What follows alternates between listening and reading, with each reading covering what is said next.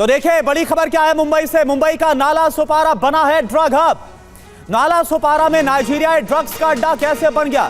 Vasai crime branch ने नाला सोपारा से Nigerian को गिरफ्तार किया था। पुलिस ने 11 करोड़ के ड्रग्स को जब्त किया। नाइजीरियन की गिरफ्तारी के बाद एनसीबी की यह रेड हुई है। तो ये देखिए आप, 11 करोड़ के ड्रग्स को जब्त किया गया। एक बहुत बड़ी खेप है। नाला सोपारा से नाइजीरियन को गिरफ्तार किया गया और इसके बाद इस ड्रग रैकेट का पता चला। ये देखिए, जो गिरफ्तारी की गई मुंबई के नाला सोपारा से, नाइजीरियन ड्रग का अड्डा कैसे बन गया। ये इलाका मुंबई के साथ लगता हुआ है। नाला सोपारा जो सब अर्बन इलाका भी है मुंबई का, वहां से इस गिरफ्तारी को अंजाम दिया गया है। और इसके बाद पता चला, जब रेड को अंजाम दिया गया, 11 करोड़ की ड्रग्स की खेप को जब्त किया गया है। नाइजीरियन की गिरफ्तारी के बाद एनसीबी की टीम ने इस रेड को अंजाम दिया। तो ये देखिए तस्वीर हम आपको दिखा रहे हैं उस नाइजीरियन की जो कि तस्कर ड्रग की तस्करी में शामिल था और जिसे गिरफ्तार किया गया है। और इसकी गिरफ्तारी के बाद ही इस बात का खुलासा कैसे हुआ कि जो नाला सोपारा है वो एक ड्रग्स का बड़ा हब बनता हुआ नजर आ रहा है। तो मुंबई के नाला सोपारा में नाइजीरिया ड्रग पेडलर को पुलिस ने गिरफ्तार किया। नाइजीरियन ड्रग तस्कर डाइक रेमंड के पास से 11.5 करोड़ की ड्रग्स को जब्त किया गया है। पुलिस उसके कनेक्शन की तलाश कर रही है, उसके साथियों के बारे में पता लगाने में जुटी हुई है। पुलिस की पूछताछ में डाइक रेमंड ने बॉलीवुड कनेक्शन, इस बात पर आप ध्यान दीजिए क्योंकि मामला यह और बड़ा होता हुआ नजर आ रहा है। डाइक रेमंड ने बॉलीवुड कनेक्शन का भी खुलासा किया है। कई फिल्मी और सीरियल में काम कर चुका है। ऐसे जो खुलासे हैं वो किए गए हैं। पुलिस बॉलीवुड और नाइजीरियाई तस्कर के बीच की कड़ी को अब जोड़ रही है। बॉलीवुड में ड्रग्स कनेक्शन की जांच की जा रही। पहले भी कई ऐसे खुलासे हो चुके हैं जहां पर बॉलीवुड के साथ ड्रग्स कनेक्शन को लेकर तमाम आरोप लगाए गए। पुलिस ने आरोपी के खिलाफ narcotics, drugs and psychotropic substance act के तहत जो मामला है वो दर्ज कर लिया है। आगे की इन्वेस्टिगेशन में जुटी हुई है। पुलिस के मुताबिक नाला सोपारा शहर में बड़ी संख्या में नाइजीरियाई नागरिक अवैध रूप से यहां पर रह रहे हैं और एक नाइजीरियाई की गिरफ्तारी के बाद यह पूरा खुलासा हुआ। तो नाला सोपारा में ड्रग पेडलर डाइक रेमंड जहां से गिरफ्तार हुआ, वहां से टीवी9 की रिपोर्ट आपको दिखाते हैं क्योंकि टीवी9 की टीम वहां पर पहुंची। नाला सोपारा से टीवी9 संवाददाता जयप्रकाश सिंह की ग्राउंड रिपोर्ट आप देखिए और उसके बाद फिर लाइव रुक करेंगे हम। वसई के उस महेश अपार्टमेंट में है जहां पर वो नाइजीरियन पकड़ा गया।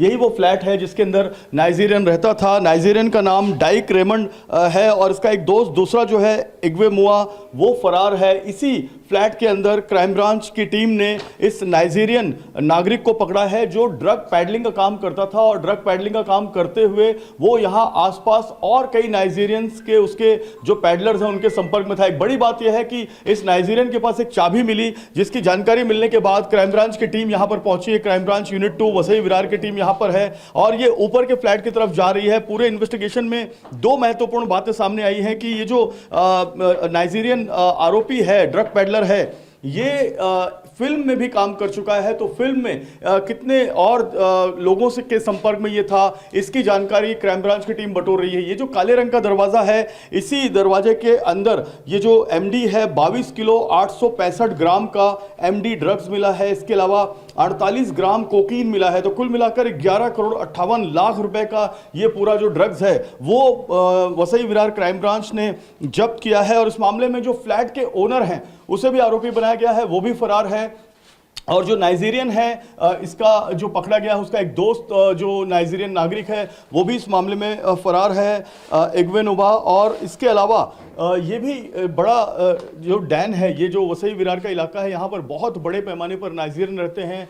वसई विरार क्राइम ब्रांच ने पिछले 1 साल की अगर हम बात करें तो करीब 500 करोड़ से ज्यादा का जो ड्रग्स है वो जब्त किया है। तो वसई विरार क्राइम ब्रांच की टीम लगातार इन्वेस्टिगेशन कर रही है। जो आरोपी नाइजीरियन फरार है उसकी तलाश कर रही है और जो फ्लैट का जो मालिक है जो फरार है उसकी भी तलाश की जा रही है। यह माना जा रहा है कि एक बड़े ड्रग सिंडिकेट का यह पूरा मामला है जिसमें नाइजीरियन, केनिया और जो विदेशी नागरिक हैं वो शामिल हैं। और फिल्मों में अगर ये काम करता था तो फिल्म में किन किन लोगों के संपर्क में था, आर्टिस्ट, सप्लायर या फिर लाइटमैन, कैमरामैन या फिर जो दूसरे डायरेक्टर्स हैं उनके संपर्क में था, कहां कहां इसने ड्रग्स सप्लाई किया है, कितना ड्रग्स सप्लाई किया है, इन तमाम चीजों की पड़ताल करने में जो वसई विरार क्राइम ब्रांच और वालियू पुलिस जुटी हुई है। और अब तक इस मामले में जो रिकवरी हुई है वो 11.5 करोड़ रुपए के ड्रग्स की हुई है। लेकिन माना जा रहा है कि अभी करोड़ों के ड्रग्स और रिकवर किए जा सकते हैं। और आप देखिए टीवी9 संवाददाता जयप्रकाश सिंह ने क्राइम ब्रांच के एसीपी मदन बल्लाल से भी बात की। उन्होंने क्या कहा आप देखिए। बात करते हैं क्राइम ब्रांच के जो एसीपी हैं मदन बल्लाल जी से। सर आप बताएं ये पूरा मोडस कैसे काम करता था नाइजीरिया का? रेड करने के बाद में वहाँ पर तीसरे माले पे ये विक्टर रेमंड करके एक नाइजीरियन आदमी मिला। उसकी घर की झड़ती लेने के बाद में घर में उसके 58 ग्राम ये कोकेन पाउडर मिला था। वो पाउडर जब्त किया। उसके बाद में उसके घर में और एक रूम की चाबी मिली। वो रूम की चाबी कौन सी फ्लोर की है, कौन से रूम की है पूछने के बाद उसने चौथे फ्लोर के एक रूम की तरफ अंगुली किया।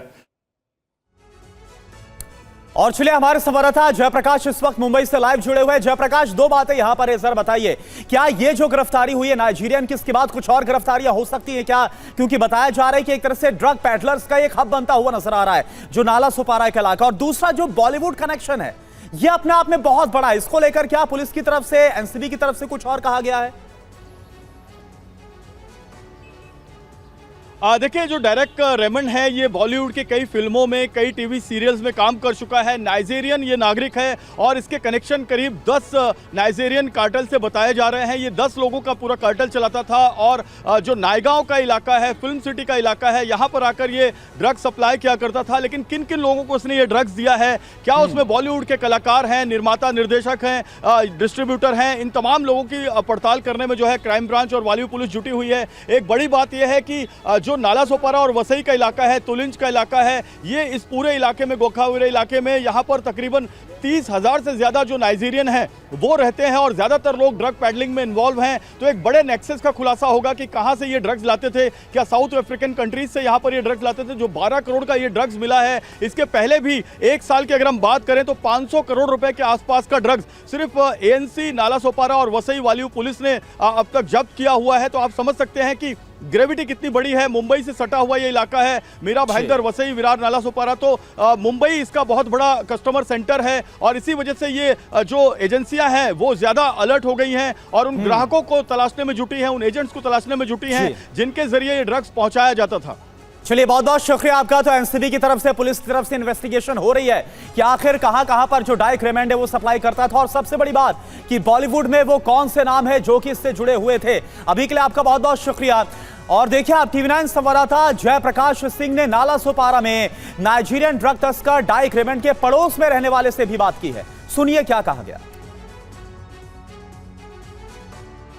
फ्लैट के अंदर कितने कितने लोग रहते हैं उसका कुछ? अभी मेरे इधर तो एक है सब जगह पर, सब एक फ्लैट में एक है। एक है। तो लोग क्या काम करते हैं यहाँ पर? क्योंकि ड्रग्स ऊपर पकड़ा गया, आपको ये मालूम तो है? पता नहीं, ड्रग्स पकड़ा ये देखा हमने 11.5 करोड़ का। तो ये 11.5 करोड़ का जो ड्रग्स पकड़ा गया है, तो ये ड्रग्स के धंधे में है ऐसा एक पुलिस को जानकारी है। पुलिस और भी लोगों को इसमें ढूंढ रही है। तो इनको हिंदी वगैरह आती है? किसको? वो लोग को हिंदी, वो नाइजीरियन को आती थी और है ना उसको हिंदी आती थी। जिसको गिरफ्तार किया उसको हिंदी आती थी। काम करते। सस्पिशियस कभी झगड़ा लड़ाई आप लोगों के साथ में इधर उधर? नहीं, हम लोग से बातचीत नहीं, कुछ नहीं। उन लोग कब आते कब जाते हमको भी खबर नहीं। अच्छा, रात को लेट आते हैं क्या उन लोग? हाँ, लेट आते हैं। हाँ, रात को लेट आते हैं और एक रूम में क्या 4-5 लोग रहते हैं? क्योंकि ड्रग्स अगर सप्लायर हैं तो एक रूम में 4-5 एमडी ड्रग्स बनाएंगे तभी रहेंगे ना वहाँ पे। एक दो लोग रहते हैं, अकेला रहते हैं। अकेले रहते हैं, एक दो लोग भी रहते हैं। उनके वाइफ बोलते हैं पर वो क्या गर्लफ्रेंड वाइफ ऐसा रहता है।